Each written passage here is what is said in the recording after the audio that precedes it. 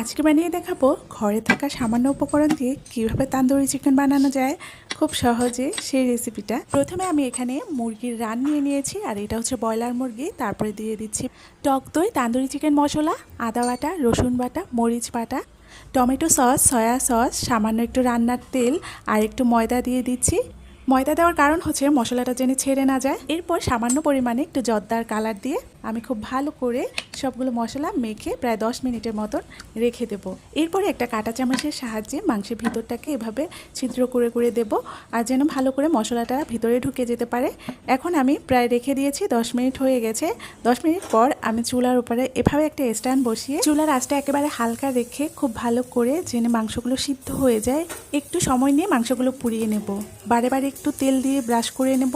আপনারা ইচ্ছে করলে কোনো ফ্রাই প্যান বা কড়াইতেও এটা করে নিতে পারেন। এরকম মজার মজার রেসিপি পেতে ফলো দিয়ে পেজের পাশে থাকুন। ধন্যবাদ।